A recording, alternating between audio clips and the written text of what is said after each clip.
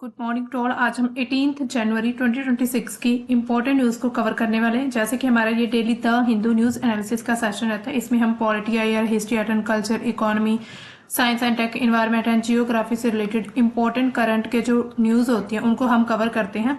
और जो हमारे यूपीएससी के लिए, पीसीएस के लिए, इसके साथ ही एसएससी और जितने भी डिफेंस एग्जाम होते हैं या वन डे एग्जाम होते हैं उन सभी के लिए काफ़ी ज़्यादा इंपॉर्टेंट होते हैं ये न्यूज़ होती हैं हमारी जो करंट की। तो हमने कल आपको दिया था क्वेश्चन ऑफ द डे। कल का क्वेश्चन क्या था? Which states language bill is being opposed by leaders Karnataka. यानी कि जो कर्नाटका के लीडर्स के द्वारा कौन सी लैंग्वेज, मतलब कौन सी स्टेट का जो लैंग्वेज बिल है अपोज किया गया है। इसका डी ऑप्शन करेक्ट है, केरला। चलिए आज की हमारी फर्स्ट न्यूज क्या रही? Infiltration changing West Bengal demography PM. तो पीएम के द्वारा क्या कहा गया है? प्रधानमंत्री नरेंद्र मोदी ने कहा है कि जो पश्चिम बंगाल है उनके मालदा में एक जनसभा को उन्होंने संबोधित किया वहां पर, और उन्होंने कहा कि जो घुसपैठ हो रही है वो पश्चिम बंगाल की जो जनसंख्या यानी कि जो डेमोग्राफिक है उसको बदल रही है। उन्होंने ये भी कहा कि राज्य के जो कई क्षेत्र है उसमें आबादी का संतुलन जो है वो लगातार बिगड़ता जा रहा है। यानी कि जब वहां पर घुसपैठ शुरू होगी तो आबादी भी लगातार क्या वो बढ़ती जाएगी। भाषा में बदलाव आ रहा है, यानी कि लोग जो है भाषा, उनकी बोली, जो बाहर से घुसपैठ करते हैं उनकी बोली और भाषा अलग होती है, तो उनका जो हमें बदलाव उसमें देखने को मिल रहा है। इसी वजह से बहुत सारे यानी कि बदलाव नजर आ रहे हैं। तो इसी चीज को जो पीएम नरेंद्र मोदी हैं उन्होंने संबोधित किया है लोगों को। इसके साथ ही उन्होंने जो धार्मिक उत्पीड़न से जो लोग भारत आते हैं, यानी कि जहां पर जो हम देखते हैं जो अलग अलग समुदाय, जैसे कि मुस्लिम समुदाय होता है या फिर कई हिंदू समुदाय, हिंदू, मुस्लिम, बौद्ध, जैन, सिख, ईसाई, जो भी अलग अलग संप्रदाय होते हैं, तो उनके द्वारा भारत में आना, यानी कि उन्होंने कहा कि वो भी अपनी धार्मिक चिंताओं को लेकर भारत में आते हैं। और उन्होंने ये चीज कही कि उन लोगों को चिंता करने की जरूरत नहीं है, क्योंकि भारत में ऐसा एक्ट है कि जो मतलब कि जो ऐसे धार्मिक उत्पीड़न से लोग भारत में आएंगे या किसी भी स्टेट में आते हैं तो उनको जो है प्रॉपर उनके कुछ अधिकार दिए जाएंगे, उनको जो है एक नागरिकता भी मिलेगी। तो ये समय समय पर जो है यानी कि ऐसे एक्ट वगैरह लाए जाते हैं। तो इसी चीज को जो है हमारे जो प्रधानमंत्री नरेंद्र मोदी जी हैं उन्होंने इसी चीज को यानी कि सपोर्ट किया, इस चीज को कहा। इसके साथ ही उन्होंने ये कहा है कि सीएए यानी कि जो हमारा एक एक्ट है, सीएए एक्ट है, जो रिफ्यूजी को प्रोटेक्ट करता है, ठीक है, उसके तहत उनकी जो सुरक्षा है उसको सुनिश्चित किया जाएगा। इसके अलावा यहाँ पर हमें पता है कि जो पश्चिम बंगाल यानी कि वेस्ट बंगाल है उसमें इलेक्शन होने वाले हैं, यानी कि जो अब ये ऐसा जो बयान आ रहा है वो इलेक्शन के टाइम पर आ रहा है। तो इट मीन्स कि वहां पर एक तरह से जो पीएम नरेंद्र मोदी अपनी गवर्नमेंट का प्रचार भी करते नजर आ रहे हैं। इसी वजह से अब वहां पर उनको क्या कहा जा रहा है कि जो लोग मतलब कि जो शरणार्थी हैं, जो रिफ्यूजी हैं, उनको भारत में रहने से कोई नहीं रोकेगा, उनको पूरी जो है फुल सुरक्षा दी जाएगी। लेकिन दोस्तों यहाँ पर सवाल उठते हैं कि जब जो चुनाव है वो खत्म हो जाते हैं, जब कोई भी वहां पर सरकार बन जाती है, तब इन लोगों के द्वारा जो वादे किए जाते हैं वो पूरे क्यों नहीं करते। यानी कि फिर अब जो आप देख रहे होंगे कि SIR जो प्रोसेस है, SIR जब ये जो शुरू होने मतलब ये जो जब से हुआ तब से बहुत सारे यानी कि लाखों लोगों के नाम जो है वो लिस्ट से यानी कि इलेक्शन जो हमारी इलेक्टर सूची है उससे निकाल दिए गए हैं। इट मीन्स कि अब उनको जो है शरणार्थी कहकर बाहर भेजने की कोशिश की जा रही है कि भारत से बाहर भेजा जाए। तो ऐसे यहाँ पर अब कहीं कुछ आलोचकों के द्वारा ये कहना है कि ये जो पीएम नरेंद्र मोदी जी के जो बयान आ रहा है ये सिर्फ वोट बैंक को इकट्ठा करने के लिए यानी कि वोट बटोरने के लिए ही ऐसे बयान दिए जा रहे हैं। हालांकि ऐसा चलो आगे देखे जाएगा क्या होता है। अब चलते हैं हमारी नेक्स्ट न्यूज की तरफ। हमारी नेक्स्ट न्यूज क्या आ रही है?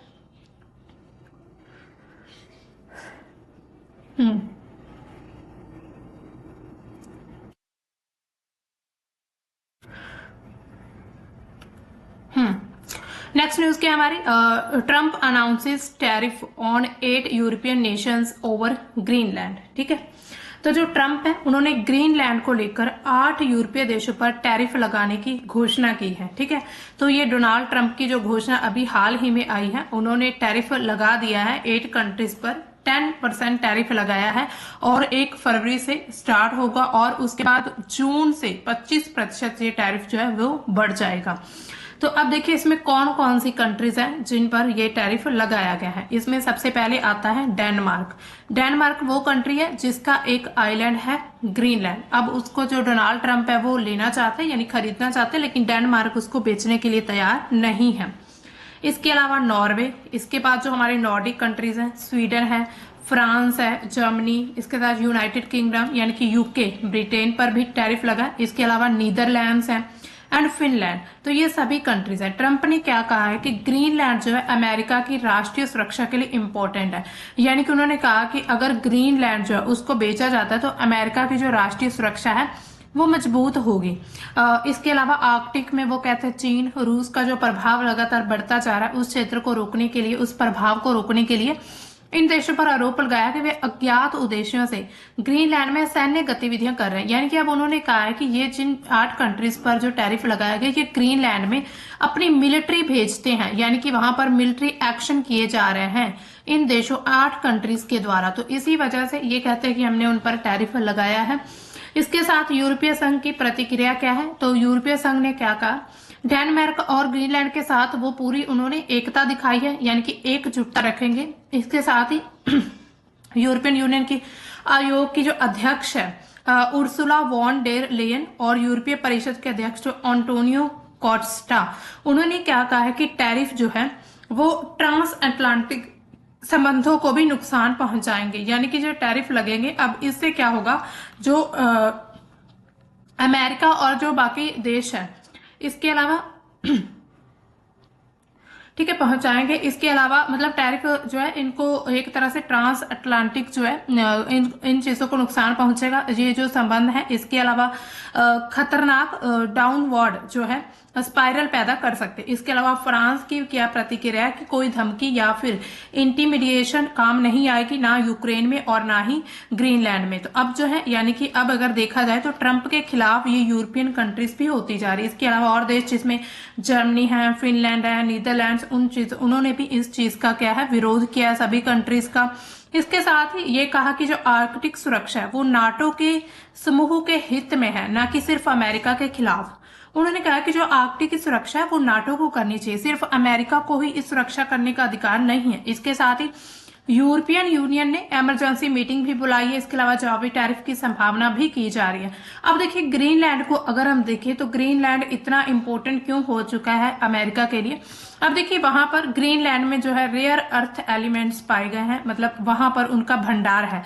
तो जो ट्रंप है वो क्या चाहते हैं कि वो ग्रीनलैंड को खरीद कर जो उनके रेयर अर्थ एलिमेंट्स पर मतलब कि जो डिपेंडेंसी है चाइना पर उसको खत्म करना चाहते हैं, ताकि चाइना, रशिया जैसी कंट्रीज है उन्हें कोई भी आयात निर्यात ना करना पड़े, आयात ना करना पड़े।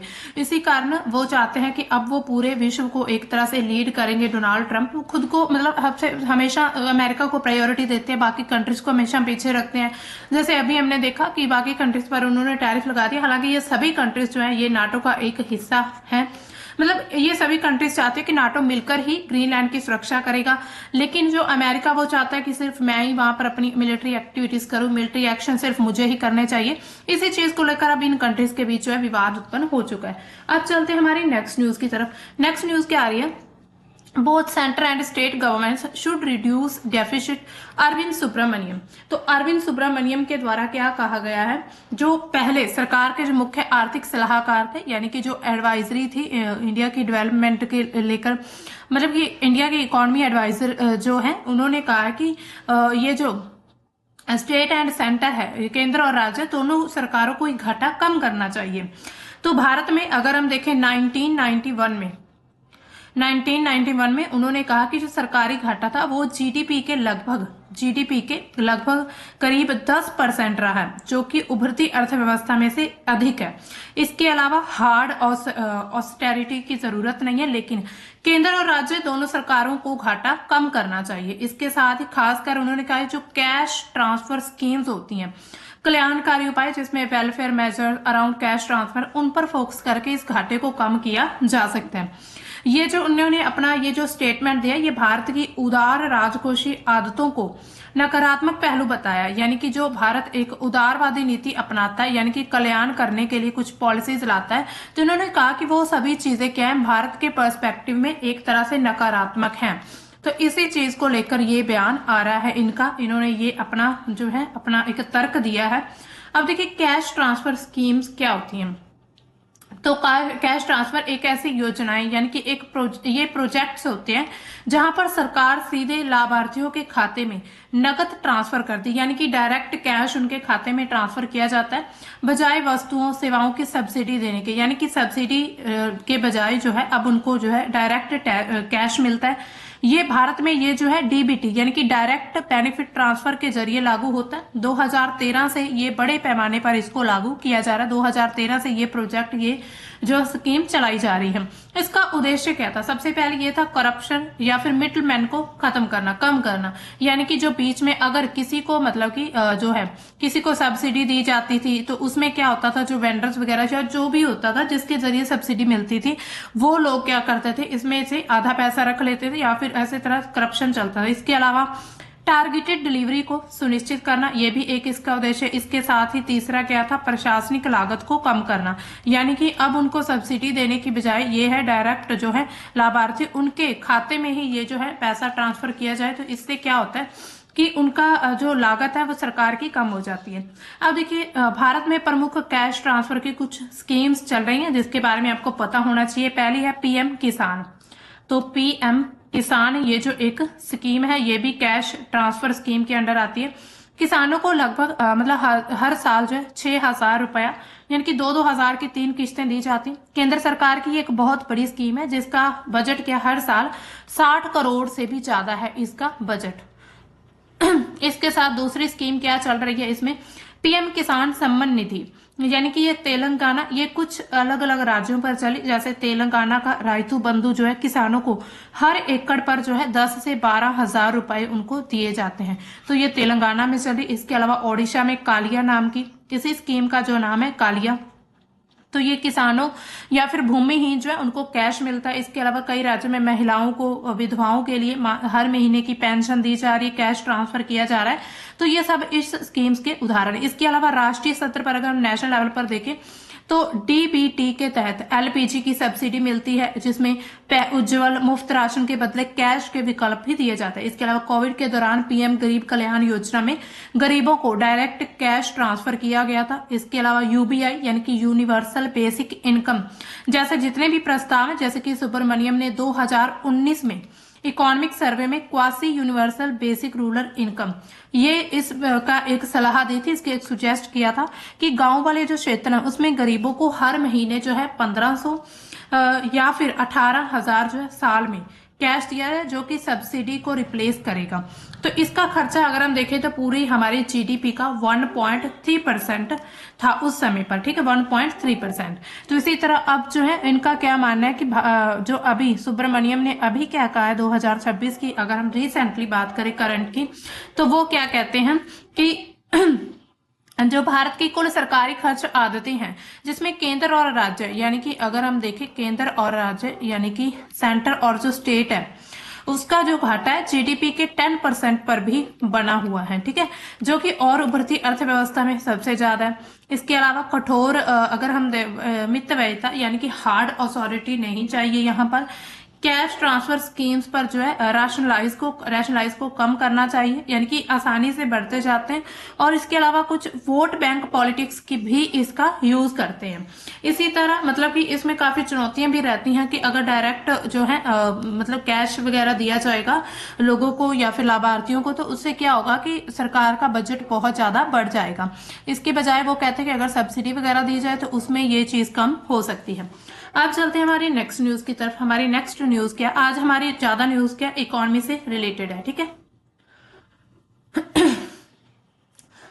ICI bank Q3 net slips on RBI direction, यानी कि आरबीआई डायरेक्शन के चलते हुए आईसीआईसीआई बैंक जो है उसकी तीसरी तिमाही में शुद्ध लाभ में गिरावट आई है। यानी कि जो हमारा मतलब जो शुद्ध लाभ होता है नेट प्रॉफिट उसमें जो है इसमें कमी देखी गई है, गिरावट देखी गई है, ठीक है। तो पहले कितना था, पहले था 11,318 करोड़, ठीक है, पहले इतना था, लेकिन अब कितना रह गया है, नहीं सच्ची हाँ, पहले था 11,792 करोड़, इसके अलावा अब जो रह चुका 318 करोड़, यानी कि कम आया है।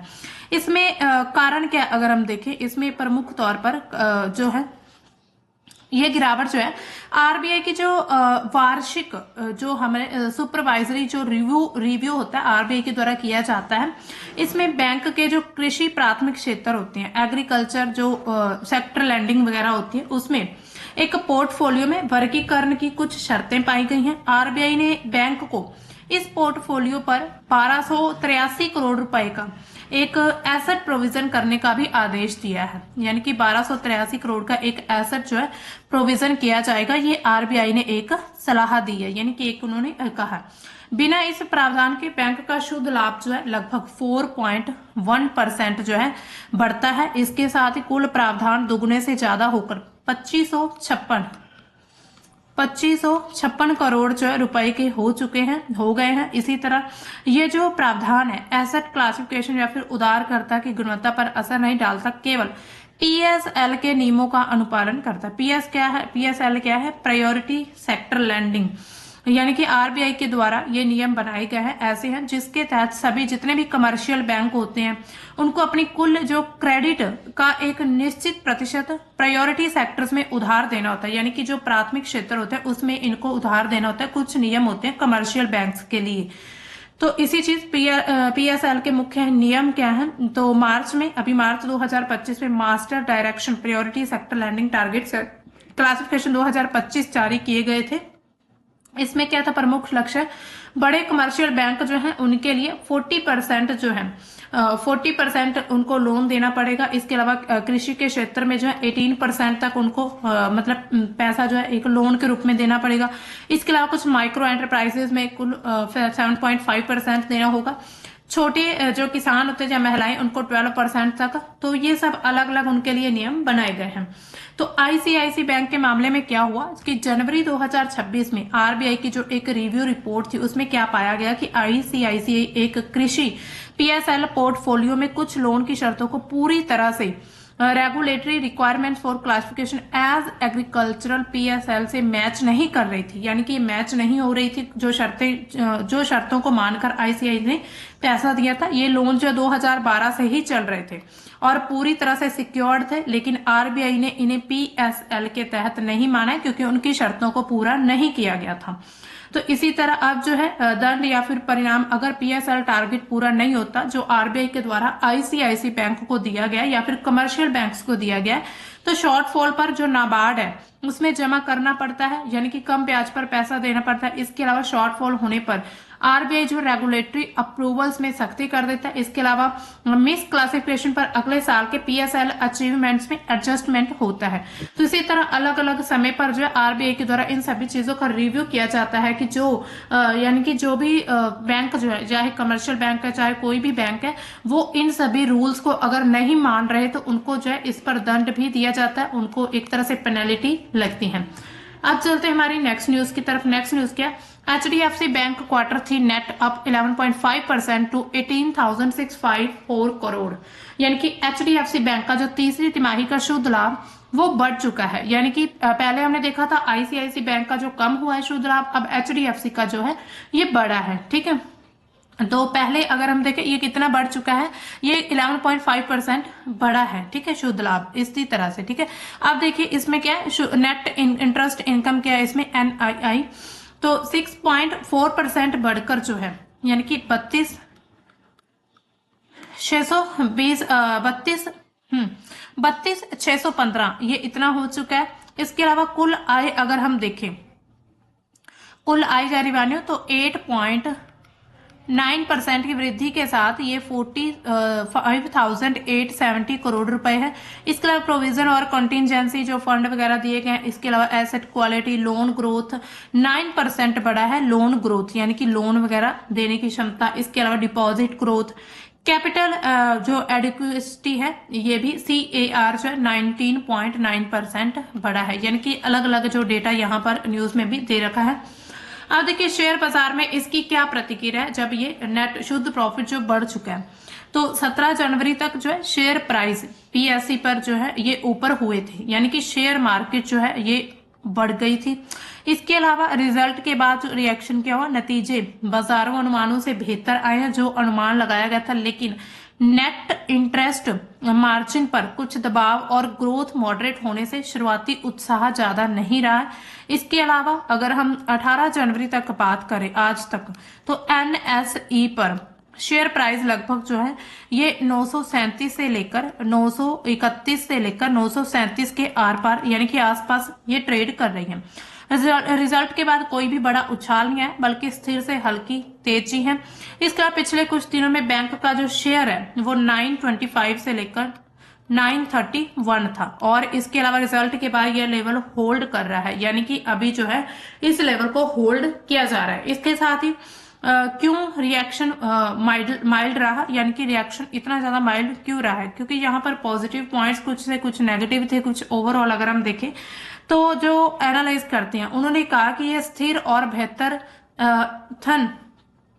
बेहतर एक्सपेक्टेड इसको माना जा रहा है, लेकिन कोई बड़ा इसमें टारगेट नहीं हुआ, यानी कि कोई भी बड़ी रैली इसमें ट्रिगर नहीं हुई है। इसके अलावा बैंक का जो शेयर है वो पिछले महीने में 812 के बीच रहा है और फिलहाल मिड रेंज में है। इसके साथ ही अगर हम देखें तो आईसीआईसीआई बैंक जो है उससे अगर हम क्वार्टर 3 में तुलना करें तो शुद्ध लाभ जो है एचडीएफसी का 18,000 कुछ है, और मतलब 18,000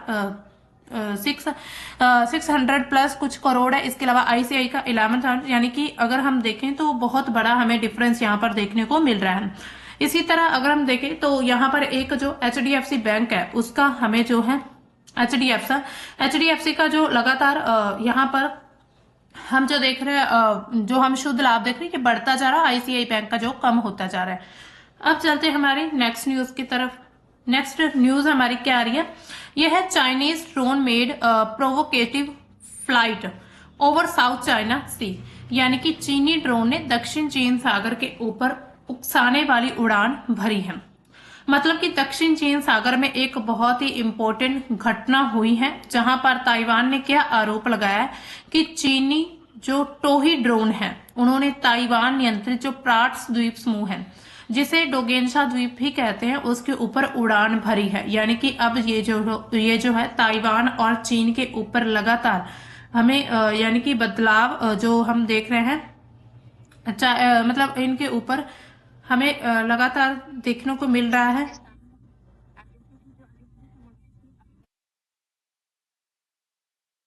लगातार हमें ये देखने को मिल रहा है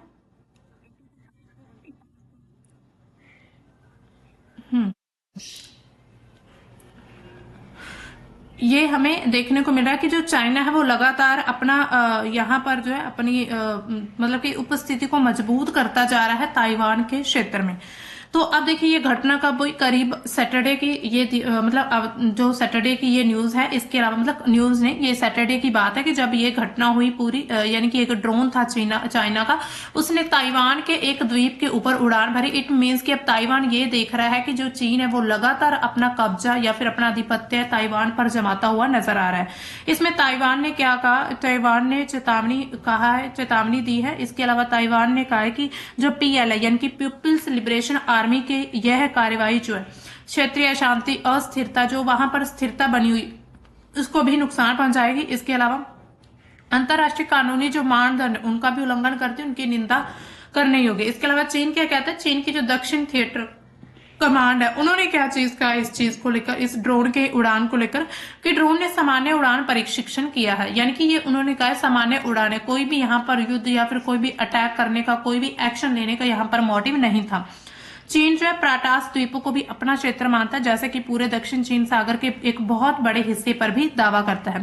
तो प्राटास द्वीप क्या है, प्राटास द्वीप जो एक द्वीप समूह है जो दक्षिण यानी कि साउथ चीन सागर में दक्षिण चीन सागर के उत्तरी छोर पर एक जो उत्तरी शोर यानी कि नॉर्थ शोर जो है उस पर एक अटॉल है जो कि ताइवान से करीब 400 किलोमीटर दूर है।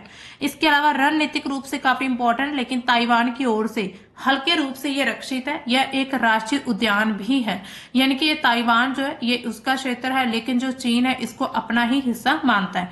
ये जो घटना अभी हम देख रहे हैं कि ताइवान और चीन को लेकर लगातार जो है तनाव बने हुए हैं। चीन हर समय मतलब यही कहता है, हर एक बयान में कहता है कि जो ताइवान है वो चीन का ही हिस्सा है, यानी कि उसको जो है एक तरह से ताइवान के साथ साथ जो तिब्बत है उसके क्षेत्र को भी एक तरह से, हाँ, ताइवान जो है उसको अपना हिस्सा मानता है पूरी तरह से। तो इसी तरह ताइवान जो है वो कहता है कि हम एक स्वतंत्र राष्ट्र है, यानी कि हम एक स्वतंत्र राष्ट्र है, अलग अलग से एक राष्ट्र है पूरा हमारा। तो हम जो है चीन के अंडर नहीं आएंगे। लेकिन अब ये जो लगातार दक्षिण चीन सागर में, यानी कि साउथ चाइना सी है, उसमें जो है चाइना अपना प्रभाव लगातार बढ़ाता जा रहा है, ऐसे कुछ मिलिट्री एक्शंस, मिलिट्री एक्टिविटीज करके। तो इस चीज को लेकर इनके लगातार आपसी इनके जो तनाव है वो बढ़ते हुए नजर आ रहे हैं। तो ये थी हमारी आज की इंपॉर्टेंट न्यूज, फिलहाल इतनी थी। लेकिन आज आपके लिए अब है question of the day. Which proposed trade agreement did commerce minister Piyush Goyal describe as the mother of all deals, यानी कि मदर ऑफ ऑल डील्स किस एग्रीमेंट को कहा गया, किस ट्रेड एग्रीमेंट को? ऑप्शन है India European Union free trade agreement, India Australia trade deal, India UAE comprehensive economy partnership, India UK free trade agreement. तो आपने बताना इसका सही ऑप्शन क्या है, कमेंट सेक्शन में बता सकते हैं, या फिर कल के सेशन में आपको इसका आंसर मिल जाएगा। तो मिलेंगे दोस्तों हम अपने कल के द हिंदू के सेशन में, तब तक के लिए बाय, थैंक्स फॉर वॉचिंग।